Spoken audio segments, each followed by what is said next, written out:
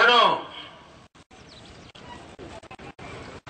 आजादी के 60 साल हो गए और 50-55 साल तक यही एक परिवार, यही एक पार्टी हिंदुस्तान पर राज करती रही। आप मुझे बताइए, अगर है तो जिम्मेवार कौन? अगर बीमारी है, जिम्मेवार कौन? अगर अशिक्षा है, जिम्मेवार कौन? गांव को सड़क नहीं, जिम्मेवार कौन? पीने का पानी नहीं, जिम्मेवार कौन? गांव में बिजली नहीं, जिम्मेवार कौन? भाइयों बहनों, इतने सारे पाप को लाने वाले ये लोग हैं और यह पाप की मुक्ति का यज्ञ होता है ये चुनाव। परेशानियों से मुक्ति का यज्ञ होता है चुनाव, और यज्ञ में आपकी आहुति वोट की होती है जो आपको इन सारी कठिनाइयों से मुक्ति दिलाती है। और इसलिए मेरे भाइयों बहनों आपके पास में आया। और इसका कारण क्या? कारण एक ही है, कांग्रेस पार्टी ने जीवन भर वोट बैंक की राजनीति की है और ये वोट बैंक की राजनीति का परिणाम है कि आपके दुखों की कोई चिंता उनको नहीं है, कोई चिंता नहीं है। आप मरो, कुछ भी हो, उसको परवाह नहीं है। आपके बच्चों को शिक्षा मिले न मिले, इनको परवाह नहीं है। बस वोट बैंक संभले, कुर्सी मिल जाए, काम पूरा हो जाए।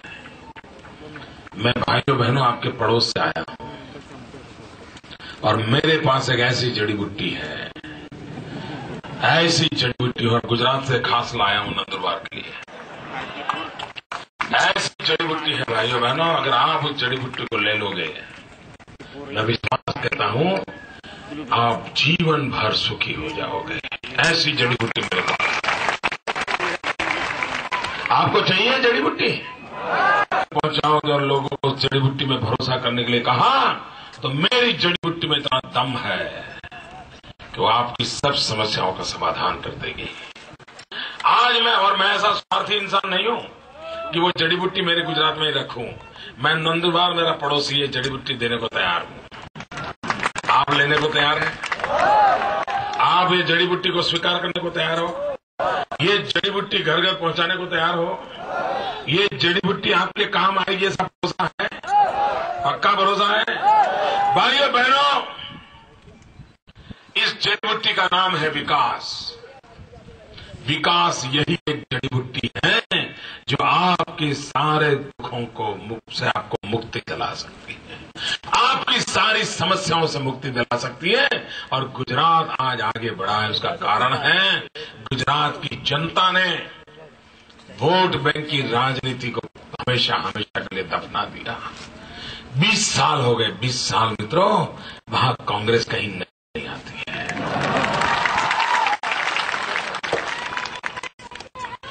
तीसरी बार मुख्यमंत्री बना, इतनी छोटी आयु में भैया। ये गुजरात की जनता ने प्रेम दिया और उस जड़ी बूटी में ताकत है कि आपके इस नंदुरबार के निकट तक शिक्षा पहुंच गई, आरोग्य पहुंच गया, 108 पहुंच गई, रास्ते पहुंच गए, बिजली पहुंच गई, पानी पहुंच गया। और इसके बगल में आप जो वोट बैंक की राजनीति के अंदर सड़ रहे हो, आपकी दुर्दशा का परिणाम आप भोग रहे हो। और इसलिए भाइयों बहनों में आपके पास आया, ये कांग्रेस को हमेशा हमेशा के लिए दफना दीजिए, तभी आपको मुक्ति मिलेगी। और इतने साल प्रयोग किया ना, और कितना करोगे? एक बार तो चलो, एक बार तो खतरा मोड़ लो, चलो हम जैसे भी हैं वैसे हैं, एक बार तो कर लो। और उसमें अगर हम निकम्मे निकले तो लात मार के निकाल देना। लेकिन ऐसे लोग क्यों आप इनको झेलते हो? और उनको आदत हो गई है, अब आप उनको जिताने वाले हो, इसलिए उनको कोई काम करने की जरूरत नहीं। एक बार हरा के देखो, फिर वो दौड़ने लगेंगे, फिर काम करना शुरू करेंगे। इसलिए परिवर्तन बहुत जरूरी है मेरे भाइयों बहनों। इस इलाके में अगर परिवर्तन नहीं लाए तो आपकी स्थिति में परिवर्तन नहीं आएगा। भाइयों बहनों, इस चुनाव में आपको निर्णय करना है, दिल्ली में कैसी सरकार चाहिए, दिल्ली में देश को कैसे प्रधानमंत्री चाहिए।